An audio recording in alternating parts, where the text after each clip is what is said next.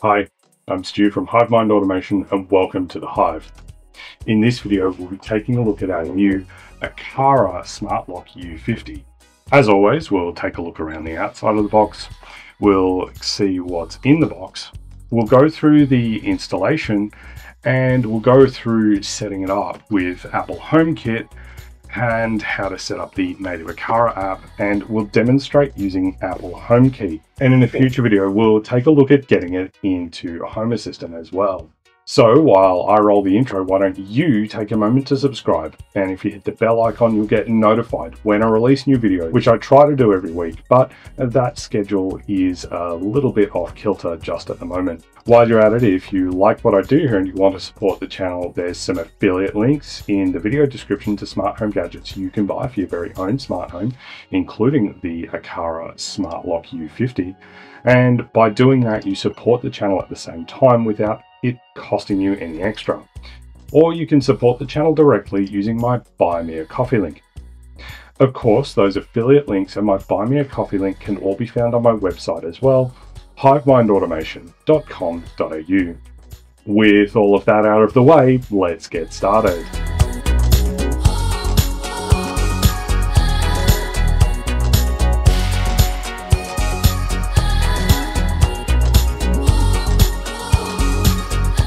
So I've been thinking about getting a smart lock for quite a while, and recently, after getting back from our tropical holiday, which is why there's been no video for a few weeks, by the way, we decided to pick up this Aqara Smart Lock U50 to install into the door that enters from our garage into the hallway. Our thought process being that we could then theoretically leave the house without our keys, but still not be locked out. I'll talk a little bit more about that theory later. We picked up this Aqara Smart Lock U50 from Amazon for $349, and I will be putting an affiliate link in the video description in case you're looking to get one for your own smart home. At $349, it's not exactly a cheap lock, but it is still probably one of the cheapest smart locks available that supports Apple's HomeKey. Apple HomeKey allows us to use the NFC functionality on our iPhone or even on our Apple Watch to unlock and lock the door in the same way that we would normally use Apple Pay. In terms of prerequisites, you're going to need to start with a door.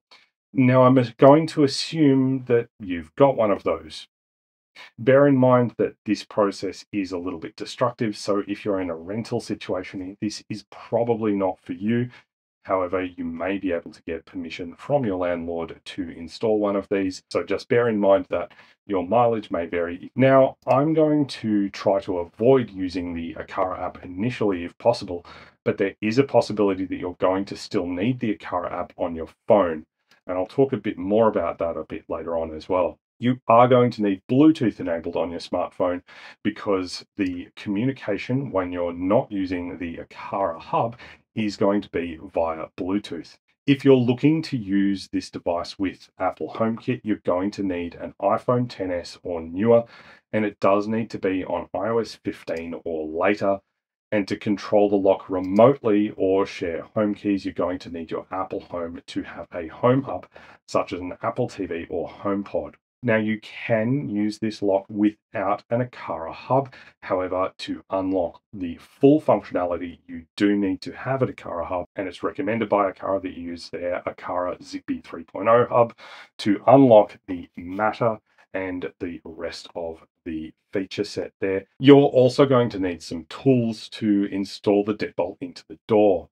Now, at a minimum, you're going to need a Phillips head PH1 screwdriver.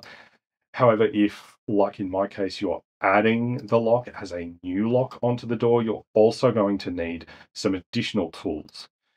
You'll need a 54mm hole saw to cut the crossbar, and either a smaller hole saw, a spade bit, or a Forstner bit, or large auger bit to cut the latch hole at 1 inch or 25mm. If you're installing more than one of these locks, there's also some special jigs available from Bunnings for between $25 and $32 that will help to line everything up properly and save yourself a fair amount of time across multiple installations. Again, if you're installing this as a new lock, you're going to want a suitable chisel, preferably a sharp one, to cut suitable rebates into the door and the door jamb to ensure that everything looks nice and clean when it's done. Now, I found also that using a drill was helpful to cut the mortise into the door jamb.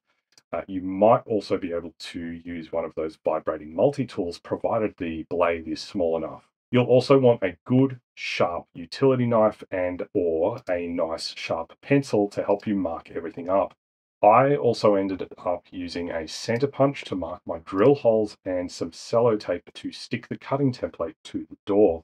So, as always, we'll start by taking a look around the outside of the box. Over on the unboxing bench here, on the front of the box, we have Aqara Smart Lock U50, a picture of the outdoor unit and the indoor unit next to each other, and it says an Apple Home and HomeKey compatible lock that requires Aqara Zigbee 3.0 hub for Matter, Amazon Alexa, and Google Home support, and full functionality. Works with Apple Home, works with Alexa, works with Google Home. On this top side, the Aqara logo on its own. On this left side, Apple Home and HomeKey support, door status sensing and auto lock, up to 6 months of battery life, AES encryption, remote passwords and unlock, easy installation, and a photo here using Apple HomeKey. On this right side, multiple unlock methods meet seamless security integration, and that's there in multiple languages. And to remotely control HomeKit-enabled accessories or set up automation, a HomePod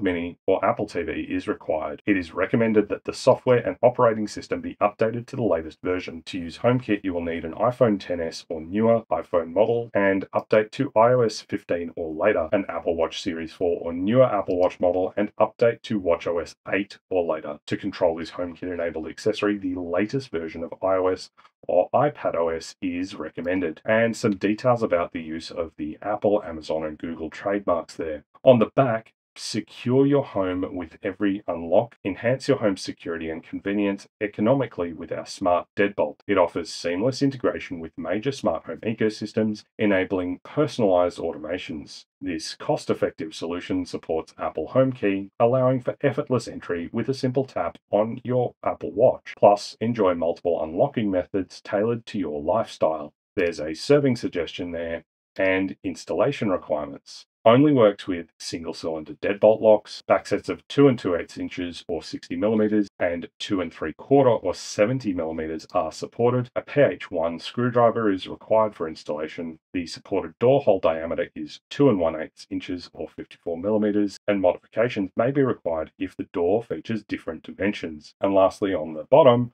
product specifications. The model number is DLD05D. Wireless protocols are Zigbee, Bluetooth 5.0, and NFC. The powering modes are 4 AA batteries at 6 volts DC or USB Type-C emergency port 5 volts DC. The operating temperature for the outdoor unit is -35 degrees Celsius up to 66 degrees Celsius or -31 degrees Fahrenheit up to 150.8 degrees Fahrenheit. For the indoor unit, the temperature range is -18 degrees Celsius up to 55 degrees Celsius or -0.4 degrees Fahrenheit up to 131 degrees Fahrenheit. The operating humidity is 0 to 93% relative humidity with no condensation. And we have a list of what's in the box here. The Smart Lock U50 ×1, the user manual ×1, the installation diagram ×1, key ×2,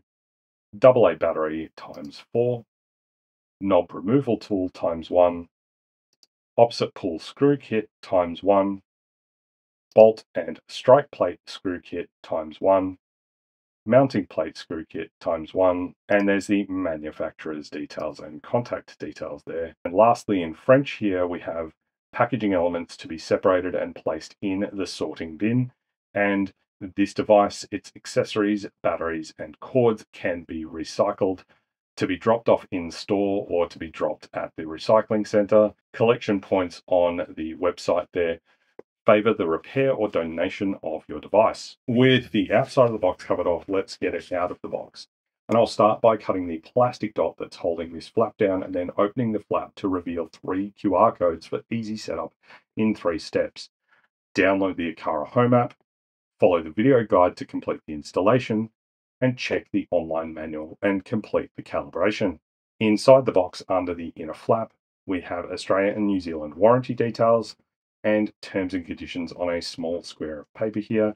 And under that, we've got our getting started or user guide with instructions for setting up the lock. Under that, we've got the installation template with perforations at the folds and cuts that you need to make, which makes it very easy to install the deadbolt. Under that, we can pull out the indoor unit from the box and we'll place that aside. Under this larger box here, we find the knob, and under that, we find the knob removal tool, which is identical to a device opening tool that I bought from iFixit several years ago. Inside the box that we removed before, we find 3 stainless steel strike plates and a couple of packs of screws for holding those plates. There's a plastic cover to go inside the door jamb under one of those stainless steel strike plates. And we have the actual deadbolt mechanism. And it's important to note here that it is adjustable between the 60 and 70 millimeter back set, as the outside of the box suggests, by rotating the mechanism around, and it either extends or retracts by that 10 millimeters. We can check the action of the deadbolt by gripping the actuator and trying to spin it, and it's nice and smooth and surprisingly easy to move, which is what we want, just so that it moves freely without catching. In this smaller box, we have the 2 keys, and there's the mounting plate and opposite pull screws in this little baggie here as well, and a smaller pack with some smaller black anodized mounting screws. We've got our 4 AA batteries in here, and lastly, we can pull the outdoor unit out of the box as well. Now, the unit has a decent heft to it, the outdoor unit especially, suggesting that it's made of some quality materials and it's a metal construction for this outdoor unit to resist vandalism attempts. And the locking mechanism itself appears to be of a nice, reasonable quality as well. The indoor unit does appear to be made predominantly of plastic, but theoretically that should be much less likely to be victim to any kind of vandalism attempts. The build quality still feels good, and there's no obvious defects that I can find anywhere on the unit at all. So that's all the hardware that you find in the box. You will have a couple of screws and some of the strike plates left over when you're done with the install, so don't panic if you do have those left over. Now, because this unit can be installed on different thicknesses of doors, they do give you different length opposite pull screws as well, and we'll see that a little bit later. And there's a couple of different strike plates for different styles as well. At any rate, let's now get the lock installed into the door. So first, I started by gathering my tools together. Now, as mentioned, I've got my hole saw kit here, and I've got my impact driver and my drill and some drill bits here.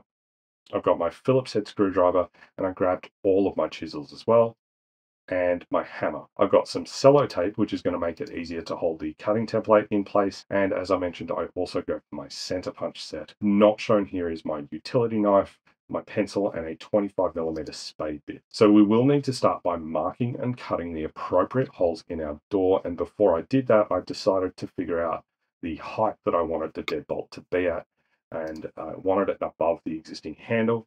And once I kind of figured out the clearance, I taped the template to the door at the height that I wanted, folding the edge of door perforation over the edge of the door, which also then helped to make sure that everything was square and lined up properly.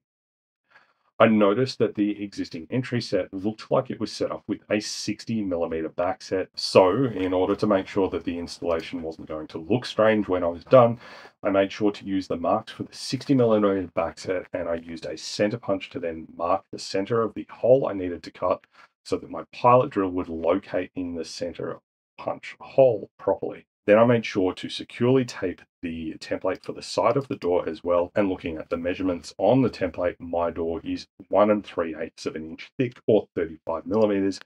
And you can also use this with a 1 3/4 inch thick door, or 44.5 millimeters. I center punched the center hole for the 35 millimeter door, and I noticed then that my hole saw set had a saw either slightly larger than 54 millimeters or slightly smaller than 54 millimeters, and I opted for the slightly larger one to allow room to tuck the control cable in, and you'll see what I mean by that a bit later. Now, in hindsight, the larger hole probably wasn't the correct choice here, but it did all work out fine, so I'm not too worried about any of that. Now, I found when using hole saws, I tend to get the best results switching to the other side as soon as the pilot drill has gone all the way through the material, and that helps to prevent tear out on the back side of the door, which then means that I'm not going to need to repaint the door when I'm done. With the big hole cut out, the next step was to cut the smaller hole, and I found that my hole saw set didn't have the right size hole saw yet again, but I knew that I had spade bits, so I found my 1" or 25mm spade bit and used the center punch hole that I made earlier, and the spade bit then made very quick work of the door and quite the mess, I might add. Now at this point, after a quick cleanup, I test fit the deadbolt mechanism into the door and then marked around the outline of it with my utility knife, making sure to cut deeply into the door in an attempt to get a cleaner edge with my chisels later. Now, unfortunately, my utility knife was a little blunt, so it wasn't the best finish, but I digress. I then removed the deadbolt from the latch hole and started chiseling out the rebate where I'd marked, test fitting at different stages to then see what material still needed removal. Now again, my chisels aren't in the best condition and they're a bit blunt, which again made for slow going and not the best finish. And to be honest, I'm also not super experienced at chiseling, so this has a lot to do with the end result being just a little bit rough, but to be honest, you barely notice it. After a few minutes, I was able to fit the deadbolt in nicely and test fit the cover plate for the deadbolt. And with a few small adjustments, a couple of center punches, and pilot holes drilled for the screws, I opted for the longer set of screws, by the way. I was then able to secure the latch mechanism and the cover plate into the door. I then used the tip of the spade bit to check that the deadbolt action was still nice and smooth before proceeding to the next step, which was to fit the outdoor unit. With the deadbolt in the unlocked position and the tailpiece from the outdoor unit sitting horizontally, I was able to pass the tailpiece through the deadbolt actuator and the control cable under the latch mechanism, and then using the mounting plate and the shorter of the two sets of opposite pulling screws, I was able to get the outdoor unit onto the door. Now, before fully tightening the screws down, I grabbed my spirit level to then make sure that the outdoor unit was mounted level, because if it wasn't, it was going to bother me. Another quick test to make sure that the deadbolt mechanism is working smoothly by grabbing the tailpiece, turning it to make sure that it moves smoothly. I then took the knob removal tool and removed the battery cover from the indoor unit, and then off camera I did a quick test fit and noticed that the indoor unit wasn't going to sit properly. And I noticed that there's some marks in the tailpiece where we can shorten that tailpiece. So I grabbed a couple of pairs of sturdy pliers and bent the tailpiece back and forth at one of those cut marks until the excess then snapped off. And then taking the indoor unit and moving this rubber flap aside, I was able to take the control cable and plug that into the indoor unit, making sure that it clicked into position and wouldn't come out easily with a tug. I then made sure that the knob was lined up correctly in the unlocked position and mated up the indoor unit to the tailpiece, making sure to gently push the excess control cable into the hole in the door underneath the latch mechanism.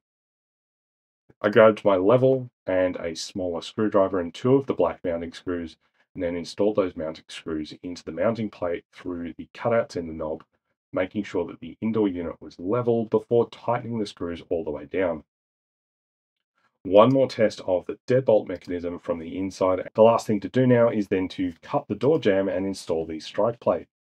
Now I started by extending the deadbolt and marking on the door jamb the center of the bolt in a couple of places along the door jamb, just so that I'd be able to reference off of it a bit later.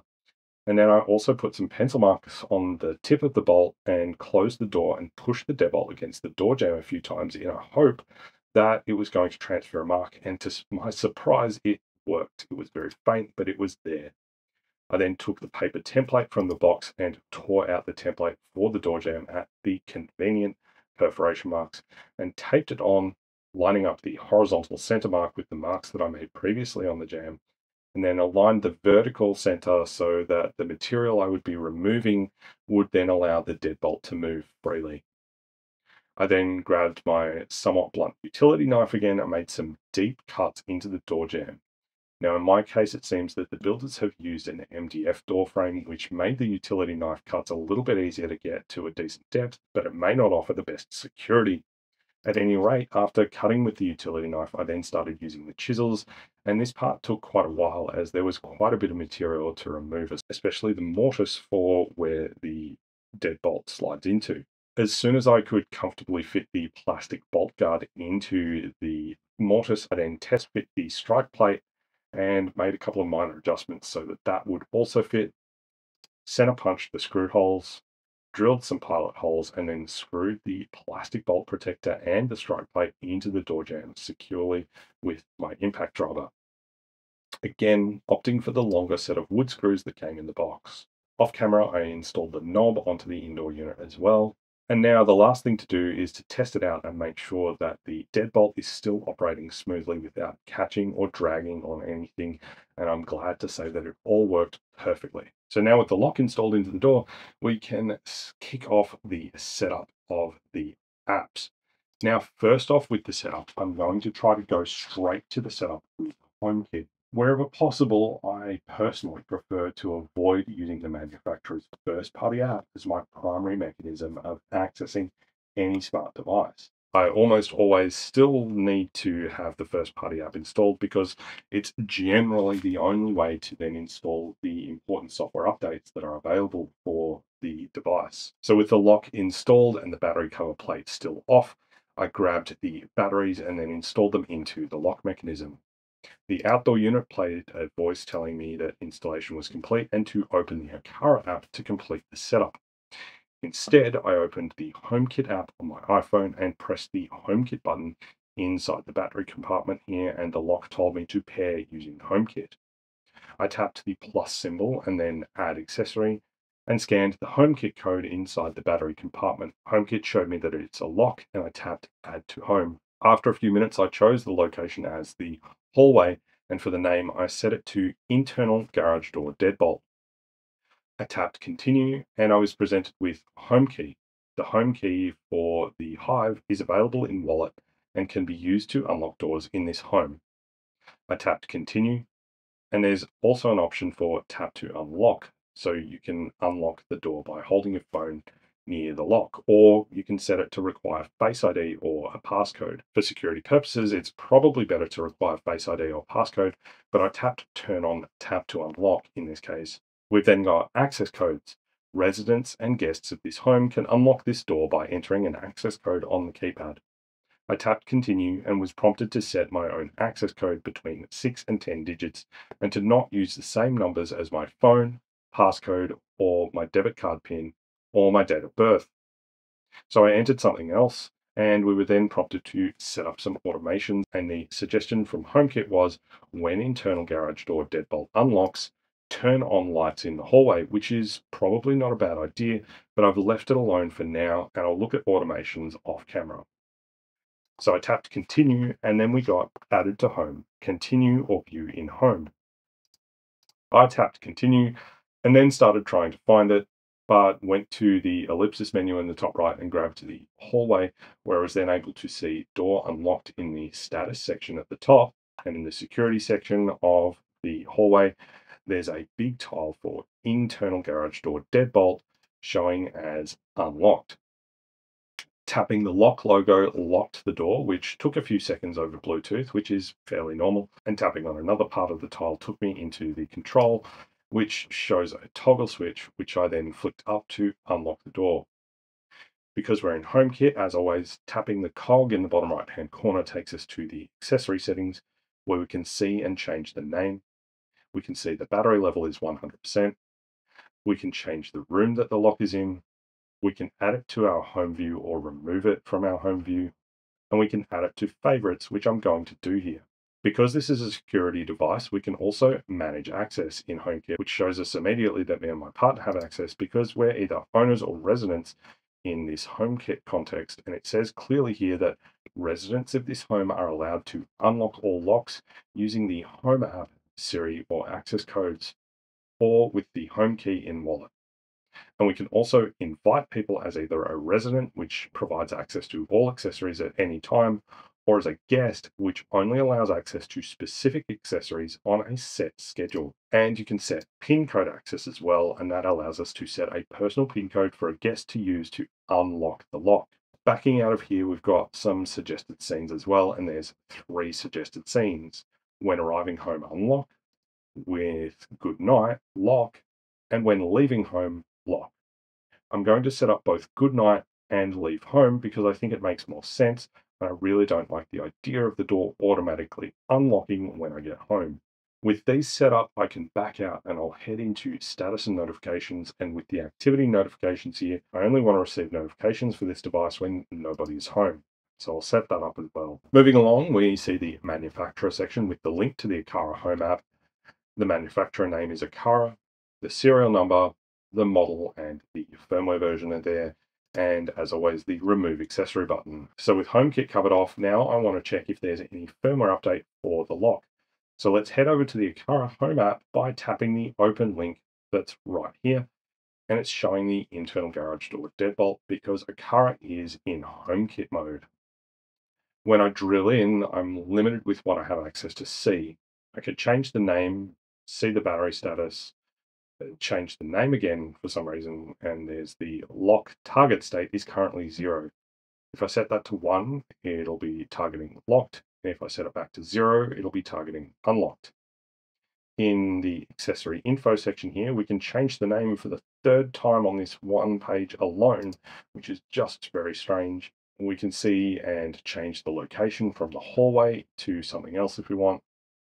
And if we tap more settings, it asks us to sign in. For the moment, I'll back out and we'll take a look further down, and we see that we have the model, the serial number, the firmware revision. There's an identify button here, which took about a minute or so to respond, but after that, it flashed the keypad backlight several times because I had tapped the button several times as well. We see that the manufacturer is Aqara, and there's a remove accessory button in here as well.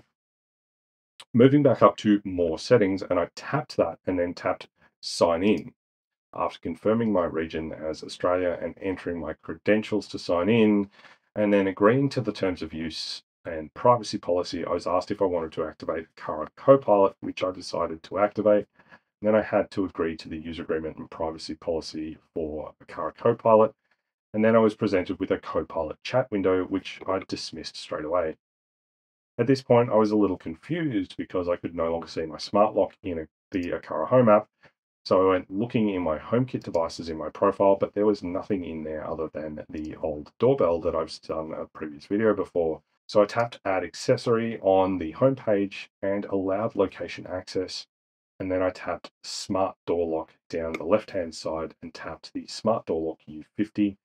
And at that point, I was prompted to review the accessory list and follow the installation guide. And we have a prominent action button to view the install guide, which I skipped because I'd already installed it. I was then instructed to keep my phone close to the door and short press the settings button, which I did. It's marked as set on the lock though, so just be aware of that slight difference in what's in the instructions and what's actually on the door. I then needed to type in the pairing code on the door lock to complete verification, which I did, and a voice said binding completed. We got to set a name and location for the lock, which I set up the same as in HomeKit. And the device has one card on a dashboard, and you get to choose the icon on the card and whether you want to add the card to a homepage board. I didn't change any of this. I just tapped done, and it said no user added, lock failed, please add a user. So I tapped add user, entered a new passcode, and then set the name of the passcode to Stuart and tapped done. We were then taken through some calibration steps for door lock detection.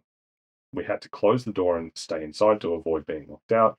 And after confirming that the door was closed, I tapped start, and it moved the deadlock a few times and told me that all checks were clear. And then we were prompted to unlock the door if it was locked, close the door and lock it. And after confirming and tapping next, we were then told to unlock and open the door, extend the latch with the knob, and then close the door until the latch touches the edge of the door frame, and then tap next and turn the knob to retract the deadbolt and close and lock the door. And once we did that, we got calibration successful. So now we can explore the native app. On the front page here, we can see that it's unlocked and our battery status is high. I noticed that it says here, today, 14:31, the device is offline, but at the bottom, there's a prominent blue button that we can long press to lock. And when I do that, it works. Tapping on that offline message takes us to a page that says the hub is not bound. So that message appears to be asking us to set up a Zigbee hub to make that message go away. Going back to the main page, we've got a solid color on Bluetooth telling us that Bluetooth is connected, a grayed out picture of a hub telling us that the hub is not bound, and a grayed out picture on a picture of a house with a key telling us that away mode is off. There are some options here to set up one-time passwords that are local and have a fixed validity period, or a periodic password which is remotely configurable and can be used more than once. In user management here, we can add additional users and passwords, and then there's also logs here. We can see all the actions on the lock in the logs section. Drilling into the kebab menu in the top right hand corner from this page, we get to some settings. Tapping the device name, we're taken into basic settings like name and location. We can see the device official name. There's a maintenance menu here that shows us that the batteries are AA.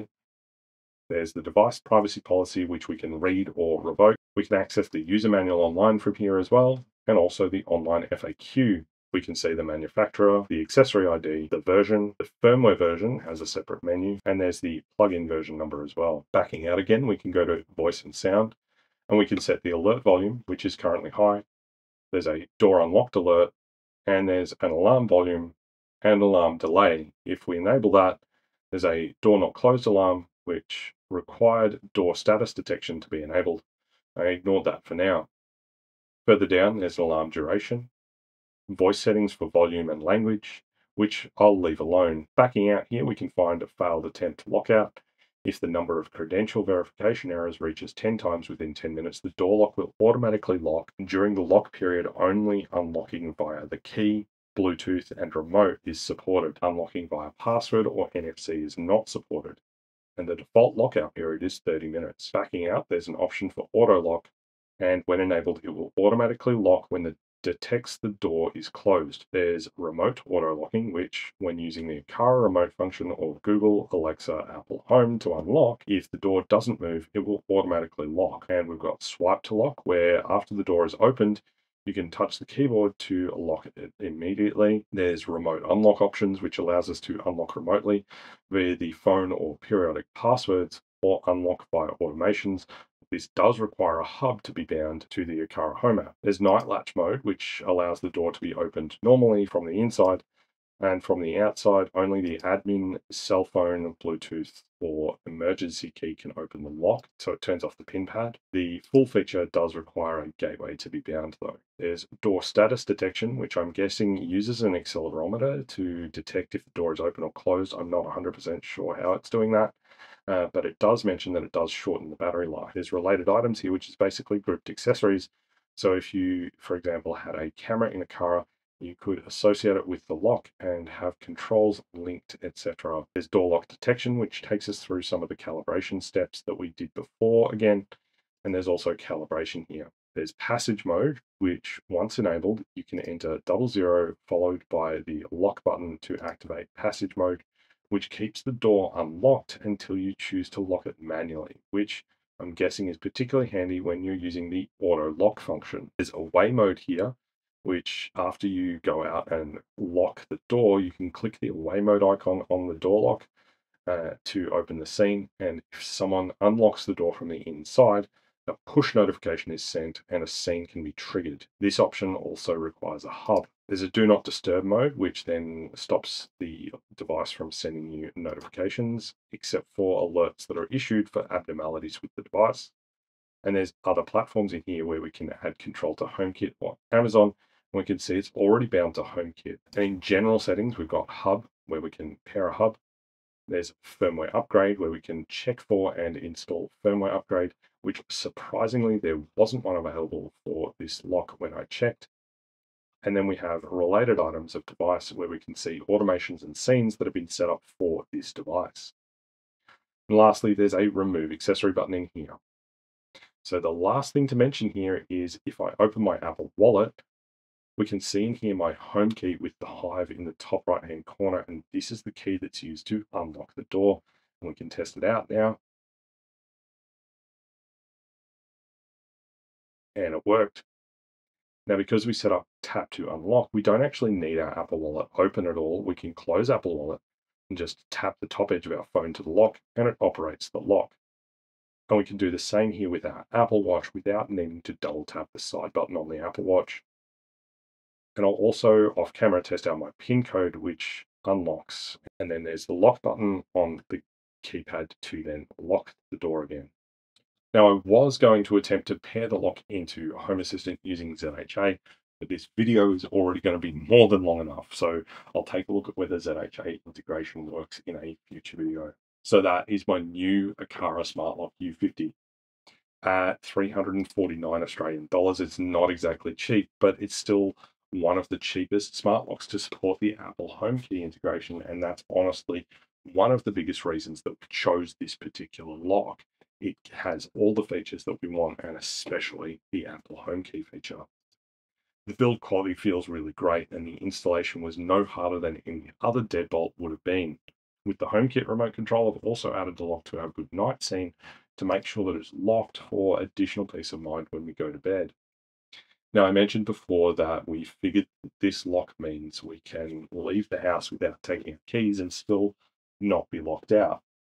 Now, because we've got the Miros garage door opener set up in HomeKit, and we've got this new deadbolt on the internal garage door, when we get home, even if we don't have our keys, we can open the garage door using Siri, and then the internal garage door with Apple Home Key on our watch or phone, obviously provided nobody has locked the entry set that's on the door already, which is why we will eventually be replacing that with a regular passage set that can't be locked so that we can avoid any kind of lockouts. This also means then that provided we have our iPhone or Apple Watch on us, it's actually not possible to get locked out of the house. HomeKit and Home Keys also allow us to invite guests to our smart home, and they get access to a key or code to unlock the door. And we can then also limit available times and dates for that guest access as well. I really like the addition of a USB-C port for powering the device in emergencies, and it's on the outdoor unit, which really suggests a good level of thoughtfulness for potential issues that could arise when using a smart lock. I'm already considering getting another one of these locks to install into the external garage door that goes down the side of the house here, which would then make it even harder for us to get locked out. Again, it's not a cheap unit, but it's probably going to end up being cheaper than a locksmith callout, especially if that callout happens to be on a public holiday. Speaking of locksmiths, one of the features that drew us to the Aqara U50 as well is that unlike its more expensive brother, the U100, the cylinder in the U50 can be rekeyed, potentially being able to then match your existing house keys, making it far more convenient. I watched a video on YouTube on how to do that, and while it does require some specialty tools and parts, it does actually seem pretty straightforward. Maybe I'll give it a go one day, but you could obviously have a locksmith do it for you. Now, in terms of things I would have wanted from this lock, I do wish that instead of Zigbee, it had thread connectivity for Matter over Thread, instead of having to make use of one of the Aqara Zigbee hubs. I do have a couple of Aqara Zigbee hubs, but they're not Matter compatible. So I'll make a separate video about pairing this lock with one of those Aqara hubs so that we can control it using Zigbee. And from there, we should be able to get it into Home Assistant, hopefully. Also, as I mentioned, I'll try to get it into Home Assistant with just ZHA, which might actually be a wee bit more challenging, but we're going to give it a go anyway, just to test it out. As always, let me know your thoughts about the Aqara Smart Lock U50 in the comments section below. That is all we have for this video, and I do hope that it's helped you in your smart home and home automation journey. Be sure to drop a comment down below with home automation ideas that you'd like to see me cover in a future video. And don't forget to follow Hive Mind Automation on Instagram and Facebook. If you like this video, hit the thumbs up button down below to give it a like. And if you're not already subscribed, now's a great time to consider changing that, And while you're at it, if you hit the bell icon, you'll get notified when I release new videos, which I try to release every week. However, lately I've not been very good at that. Lastly, if you like what I do here and you want to support the channel, there's a Buy Me a Coffee link in the video description below. Any contribution you make through Buy Me a Coffee does get put towards making more and hopefully better content for you to enjoy. Don't forget to check out my website, hivemindautomation.com.au. Thanks so much for watching. I'm Stu from Hive Mind Automation, and I'm looking forward to seeing you next time.